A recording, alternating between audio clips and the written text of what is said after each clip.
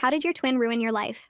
You need to fail all your classes this semester so I look like the smart sister for college applications, my older sister said, barging into my room with my report card she'd stolen from the mail. I'm not having you graduate with a higher GPA than me. I felt my stomach drop. I'd worked so hard for those grades, staying up until 3 in the morning every night perfecting my essays. I'm not tanking my grades because you got a C in AP biology, I said.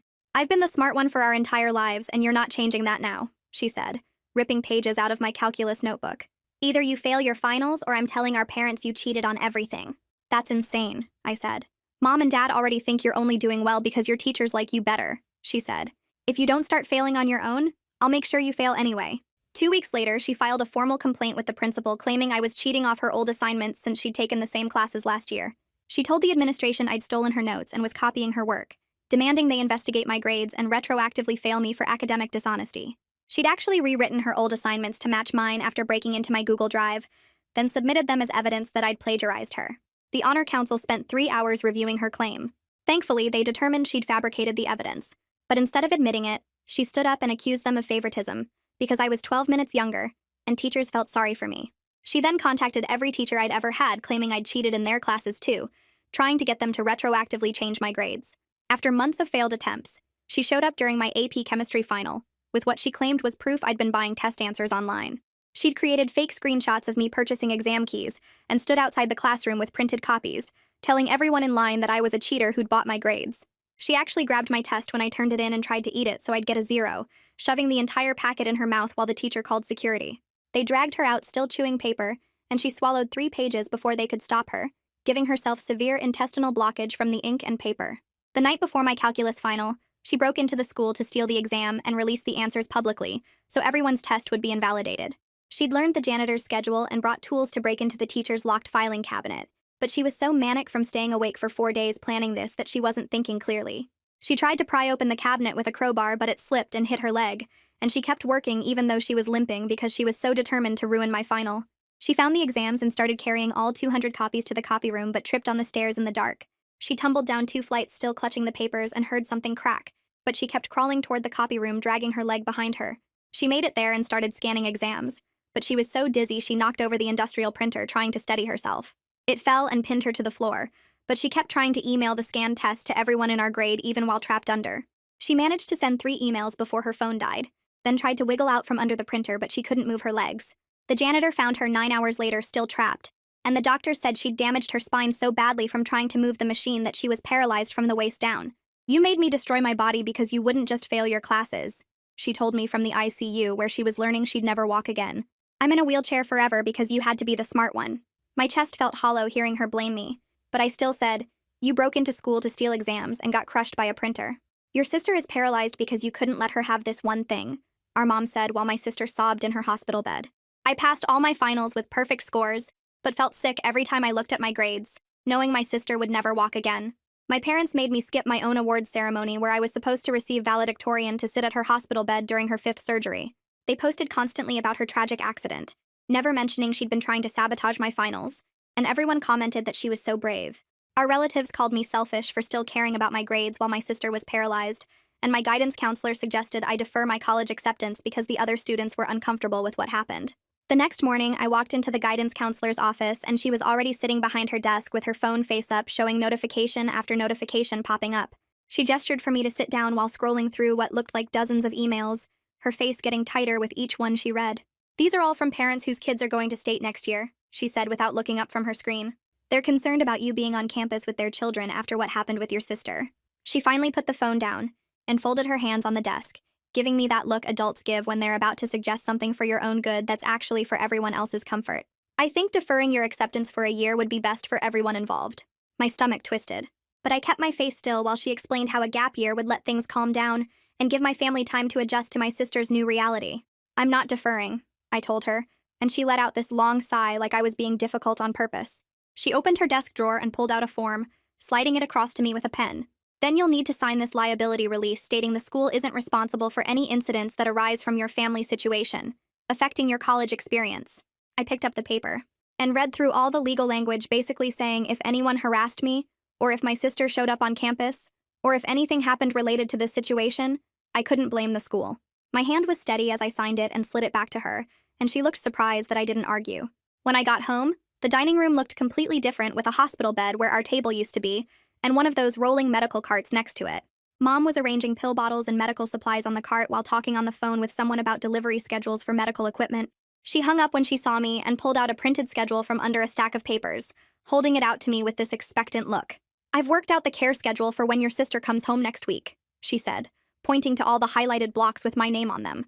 "You'll need to be here for her morning routine before school, and then straight home for afternoon therapy, instead of going to that college orientation." I looked at the schedule and saw she'd blocked out my entire summer with caregiving shifts, including the week I was supposed to move into my dorm. I didn't take the paper from her hand, just walked past her to Dad's home office to look for my financial aid paperwork I needed to submit. His desk was covered in medical bills and insurance forms, and when I moved a stack to look underneath, I found my college acceptance letter with "selfish" written across it in red marker. The handwriting was definitely my sister's, even though she'd been telling everyone her hands were too weak to hold a pen since the accident. I took a picture of it with my phone and put the letter in my backpack, then noticed Dad standing in the doorway watching me. "Your mom's right about staying home," he said, but I just walked past him too. The next day, the principal called and asked me to come in for a meeting about managing the narrative around what happened. I sat in his office while he talked about the school's reputation and how the media was starting to pick up the story because someone had leaked details about the break-in. He pushed another form across his desk, this one saying I agreed the school had adequate security and wasn't negligent in any way that contributed to my sister's injury. "We need to present a united front," he said while I read through it. "The school board is concerned about liability issues." Right then, my AP chemistry teacher knocked and came in without waiting for an answer, walking straight to his desk and placing a sealed envelope on it. She looked at me and gave me this small nod like she was trying to tell me something, then left without saying anything. The principal opened the envelope and his face went red as he read whatever she'd written, then he folded it up and put it in his desk drawer. "Sign the form and we can move forward," he said, but his voice was different now, less confident. I signed it because I wanted to leave, and as I walked out, I saw 3 other teachers standing in the hallway watching me go. 2 days later, an official letter came from the Honor Council with their seal on it, stating they'd found no evidence of academic dishonesty in any of my work, and confirming my grades were earned legitimately. The principal called within an hour of it being delivered, asking if I could come back in to discuss the letter. This time he seemed nervous, tapping his pen on his desk while he talked. "Publishing this letter might inflame tensions in the community," he said. "Your sister is dealing with enough without people taking sides on this issue." He suggested I keep the letter private for my sister's sake, but I could tell he was really worried about the school looking bad for not catching her false accusations sooner. That night, I was doing homework when my phone started blowing up with notifications from social media. My sister had posted a picture of herself in her hospital bed with machines around her and a caption about learning to forgive the person who put her there. She never used my name, but everyone knew who she meant, and the comments were filling up with people calling me heartless and selfish and saying I should be ashamed. Some people I'd never even met were sharing it and adding their own comments about how awful I was for not supporting my paralyzed sister. My phone rang, and it was my aunt saying I needed to give my college money to my sister for medical bills since I was the reason she was hurt. Before I could respond, she hung up, and my uncle called saying the same thing. Then my mom's cousin called too, all within the same hour like they'd coordinated it. They all said it was the least I could do since she'd never walk again because I had to be competitive and couldn't just let her have this one thing. I went to my room and pulled out an empty notebook from my desk, starting to write down everything that was happening with dates and times and exact quotes.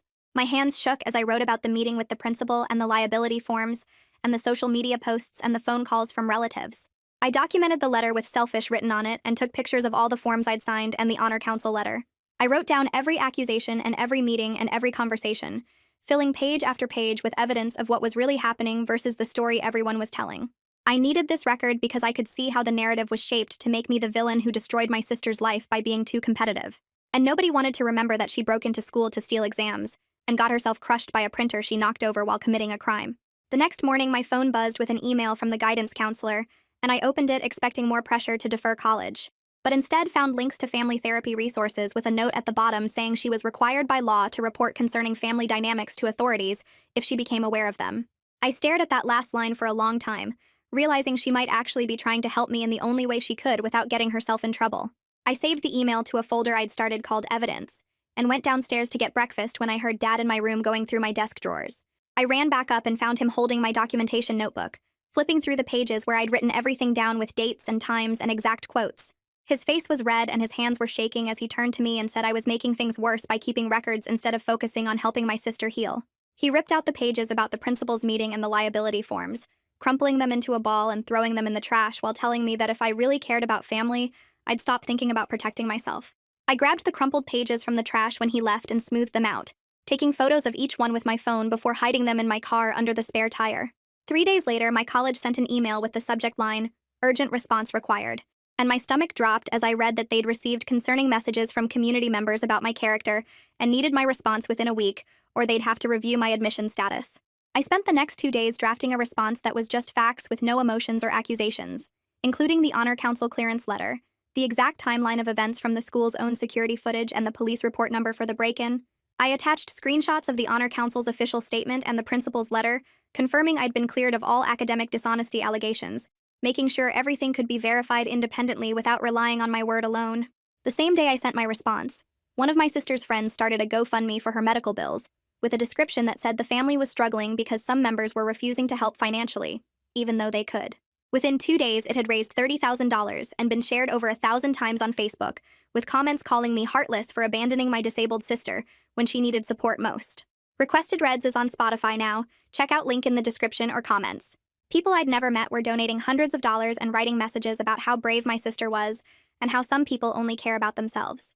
A week later, the police called asking me to come in for a follow-up interview about the break-in, because they'd found evidence on my sister's laptop showing she'd been researching how to break into the school and disable security cameras for weeks before the incident.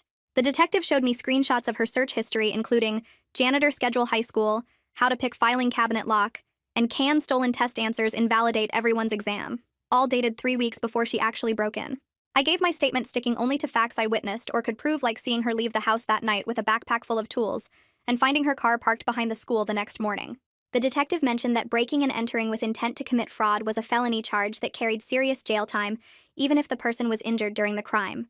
2 days after my police interview, my parents hired a lawyer who called me that afternoon, asking if I'd sign a statement saying I didn't want to press charges against my sister, as if I had somehow initiated the criminal investigation myself. I told him I never pressed charges, and the school filed the police report for the break-in, but he kept pushing, saying it would help if I signed something supporting my sister. The next week, we all had to meet with a hospital social worker to discuss long-term care plans for when my sister came home, and she kept asking me directly about my college plans, while my parents kept interrupting to say I was reconsidering. The social worker wrote notes every time they spoke for me, and asked me again if I wanted to share my own plans, looking at me like she understood exactly what was happening. After the meeting, she handed me a business card for another social worker who specialized in family dynamics, and whispered that I should call if I needed someone to talk to. That night, I got an email from my AP chemistry teacher with contact information for a legal aid group that helps students dealing with family pressure around education, and she wrote that she'd seen this before, and I wasn't alone. She included the phone number for a lawyer who worked pro bono for students whose families were trying to prevent them from attending college, and said she'd already spoken to him about my situation if I wanted to reach out. I called the number the next morning and set up a meeting for that afternoon at a small office downtown, where the lawyer worked with students dealing with family issues around college. She had gray hair pulled back in a bun and glasses on a chain around her neck, and she listened while I explained everything that had happened, from my sister breaking into school to my parents demanding I defer college. She took notes on a yellow legal pad and asked me specific questions about dates and times, and whether I had any written proof of what my sister had done. I showed her my documentation notebook with every email and text message printed out, and she nodded while flipping through the pages.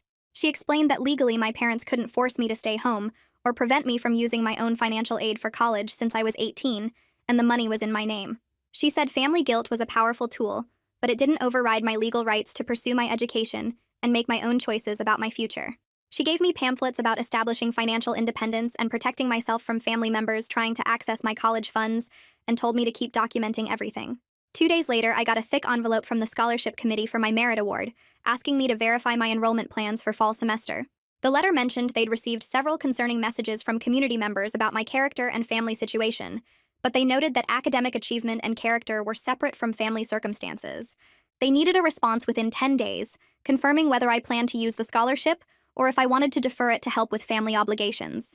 I spent 3 hours writing my response, confirming that I would absolutely be enrolling in fall, and included a copy of the Honor Council's letter clearing me of all cheating allegations. I also wrote that I planned to use my education to better support my family in the long term, through a stable career, which was technically true, even if it wasn't the kind of support my parents wanted right now. I mailed it certified with a return receipt requested so I'd have proof they received it. The next week, I went to visit my sister at the hospital, and her physical therapist asked if she could talk to me privately in the hallway. She closed the door to my sister's room and looked around to make sure no one was listening, before telling me she'd noticed my sister had more mobility in her legs than she was showing our parents. She said during therapy sessions, when she thought no one was watching closely, my sister would move her legs to adjust her position in bed, and had even pushed against the footboard during exercises. The therapist said she couldn't officially report it without more evidence, but she thought I should know since my family kept talking about permanent paralysis and lifetime care needs. I thanked her and wrote everything down in my car, including the date and time and what exactly she'd said, but I knew confronting anyone would just make me look like I was trying to minimize my sister's injury. 3 days later, the principal's secretary called saying I could pick up a letter he'd written about my academic record. When I got to the school, she handed me an envelope with just 2 sentences on the school letterhead stating that I had been cleared of all academic dishonesty allegations by the Honor Council and remained in good standing. It was the absolute minimum he could write, but at least it was official documentation I could use if anyone questioned my integrity. I made 10 copies and kept the original in a folder with all my other important documents.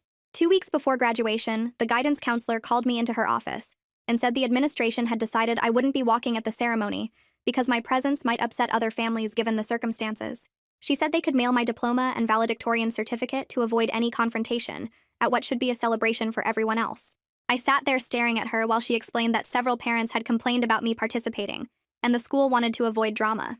That afternoon, my AP chemistry teacher found out about the decision, and she was furious. She got 3 other teachers who'd had me in their classes, and they wrote a formal petition to the school board, arguing that punishing an innocent student for family drama set a terrible precedent. They said I'd earned the right to walk at graduation through 4 years of hard work and perfect grades, and taking that away because of something I didn't even do was fundamentally unfair. The school board held an emergency meeting 3 days later and voted 4-3 to let me walk at graduation, but with conditions.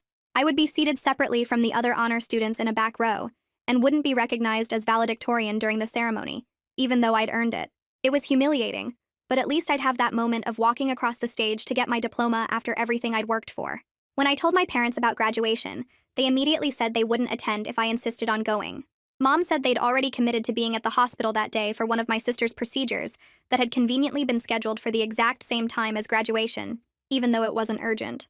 Dad said if I cared about family, I'd skip graduation to be with my sister during her medical treatment instead of making everything about myself again. The next morning, my phone started blowing up with notifications from our town's Facebook group. Someone had posted a video from my AP chemistry final with the caption, "Is this really what happened?" And I clicked on it to see shaky phone footage of my sister shoving my test paper into her mouth while the teacher yelled for security. The video showed her cramming page after page between her teeth while students backed away from her, and you could hear someone saying, "What is wrong with her?" as she chewed frantically on my answers. Within 2 hours, the video had 300 comments with people arguing about whether she'd been having a breakdown or deliberately trying to sabotage me. Some parents defended her, saying the pressure of senior year made kids do crazy things, but others pointed out that eating someone's test wasn't a normal stress response. My sister posted from her hospital bed an hour later, claiming the video was edited and taken out of context. She said she'd been having a panic attack that I should have recognized as her sister and helped her through instead of letting security drag her away. Her post got even more shares than the video, with people calling me heartless for not defending her mental health struggles. The morning of graduation, I put on my cap and gown alone in the living room since my parents had already left for the hospital. I drove myself to the school and parked in the back lot where I wouldn't have to walk past any families taking photos together. The other honor students were seated in the front row, but they'd put my chair off to the side near the emergency exit. When they called my name to walk across the stage, the auditorium went quiet for a second, before my AP chemistry teacher stood up and started clapping. About half the audience joined her standing ovation while the other half stayed seated and silent. The principal handed me my diploma and valedictorian certificate without making eye contact, and the photographer didn't even take my picture like he did for everyone else. The salutatorian gave a speech about overcoming adversity and staying strong when people doubt you, and everyone knew she was talking about me even though she never said my name. After the ceremony, I walked to my car trying not to look at all the families celebrating together. There was an envelope tucked under my windshield wiper with my name written on it in handwriting I didn't recognize. Inside was $2,000 in cash and a note that said, "From teachers who believe in you and want to help you start your future." I sat in my driver's seat and cried for 20 minutes while families streamed past my car. That afternoon, my college sent an email confirming my acceptance was still valid, despite the concerning communications they'd received about my character. They mentioned they were aware of my family situation and had assigned me a single dorm room to avoid any roommate complications. They also included information about free counseling services available to students dealing with family trauma. I used the money from the teachers to order everything I needed for my dorm room online and had it shipped to a friend's house so my parents wouldn't see the packages. I bought sheets and a comforter and desk supplies and even a small coffee maker, paying with the cash at different stores so there wouldn't be a trail. 3 weeks before I was supposed to leave for college, my parents brought my sister home from the hospital in her new wheelchair. They'd completely rearranged the house while I was at a friend's place for the afternoon, turning my bedroom into a physical therapy room with exercise equipment and medical supplies. Mom showed me the massage table where my bed used to be, and said they needed the space for my sister's recovery. My clothes had been moved to boxes in the garage and my desk was gone completely. That night, I slept on the couch with my pillow and a throw blanket while my sister got the master bedroom because it was easier for her wheelchair. I kept all my college supplies locked in my car trunk and would sit in the parking lot of the grocery store to fill out my housing forms on my phone. Every morning, my parents would ask when I was going to come to my senses about college. Dad said real family members don't abandon each other when medical bills are piling up and someone needs full-time care. Mom printed out articles about gap years and left them on the kitchen counter with parts highlighted about how taking time off helps students mature. They'd already told the neighbors I was staying home to help with my sister's care, and people kept stopping me to say how wonderful it was that I was putting family first. My sister would wheel herself into the living room whenever I was on the couch and practice her physical therapy exercises while talking about how much pain she was in. She'd drop things on purpose and then struggle to reach them, waiting to see if I'd help or just watch her suffer.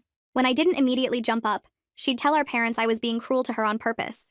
The next morning, I called the legal aid number my AP chemistry teacher had given me and made an appointment for that afternoon. The lawyer's office was in a strip mall between a nail salon and a tax place, and she had stacks of papers covering every surface when I walked in. She looked at my financial aid documents and started marking them with sticky notes, explaining that my parents could legally redirect my funds if I wasn't careful since I was still 17 for another month. She'd seen this happen dozens of times where parents claimed their kids' education money for other expenses, and the students couldn't do anything about it. We spent 2 hours filling out forms to protect my scholarships and federal aid, and she had me sign papers that would kick in the day I turned 18.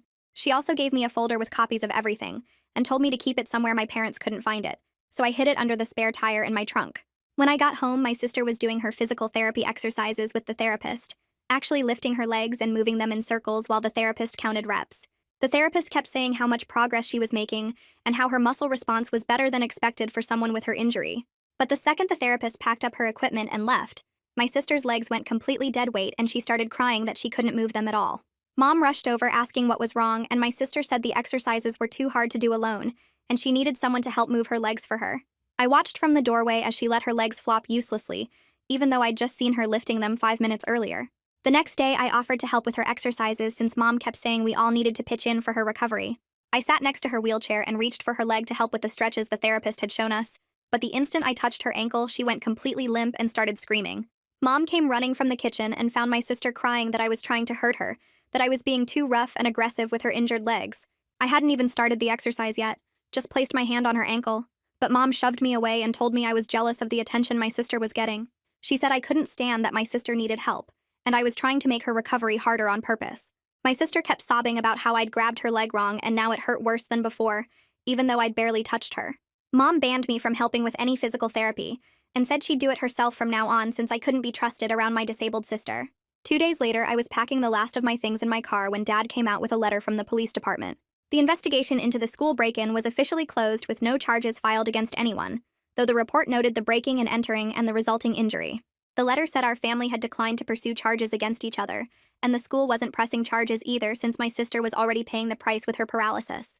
Dad crumpled the letter and threw it in the trash, saying at least that nightmare was over, and we could focus on being a family again. That night at dinner, my parents sat me down for what they called a serious conversation about my priorities.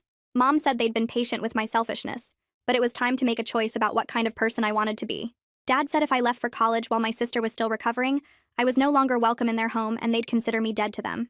He actually used those words, that I'd be dead to them, and Mom nodded along, saying I wouldn't be invited to holidays or family events anymore. They wanted me to defer enrollment for at least a year to help with my sister's care, and if I refused, I was choosing to abandon my family forever. I sat there pushing peas around my plate while they laid out their ultimatum, saying I had until morning to decide, but they already knew what the right choice was. I went to bed that night knowing exactly what I was going to do, setting my phone alarm for 3 in the morning with the volume turned all the way down.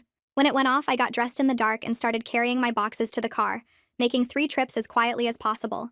I'd already packed everything important over the past week, hiding boxes in my trunk and back seat whenever my parents weren't watching. I left a note on the kitchen counter saying I loved them, but couldn't sacrifice my future for someone who'd tried to destroy it, that I hoped they'd understand someday, but I had to choose myself.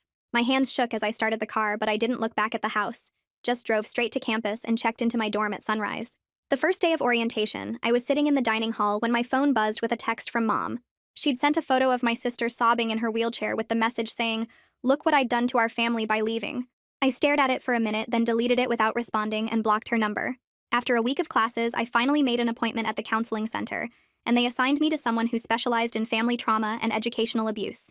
She listened to my whole story without interrupting, then explained that protecting my future wasn't selfish, and that parents who demand you sacrifice your education for a sibling's mistakes aren't acting in anyone's best interest. We started meeting twice a week, and she helped me understand that guilt was their weapon, not my responsibility. Meanwhile, my sister had started posting on social media about her journey with paralysis, sharing inspirational quotes about overcoming adversity and videos of her doing physical therapy. She gained thousands of followers in just a few weeks, all commenting how brave and strong she was for surviving such a tragic accident. Nobody knew she'd been breaking into school to steal exams when she got hurt. They just saw a pretty girl in a wheelchair talking about never giving up. I stopped checking her posts after she shared one about forgiveness being the hardest journey, knowing people would think she was forgiving whoever caused her accident, not realizing she meant forgiving me for existing.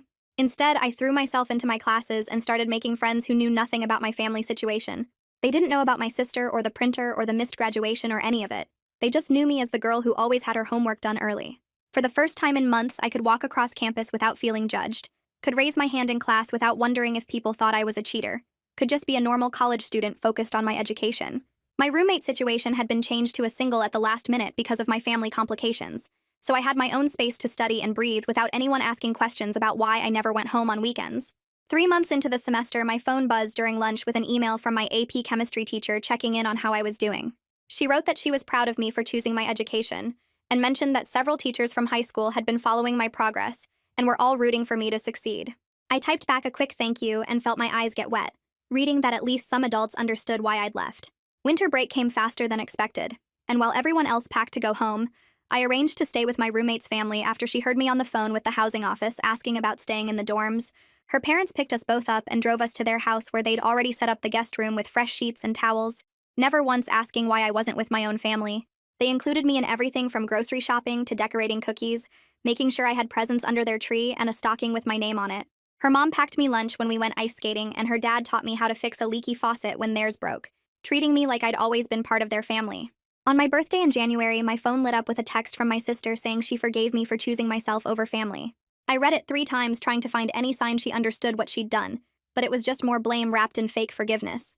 My counselor helped me see that her taking responsibility wasn't my burden to carry anymore.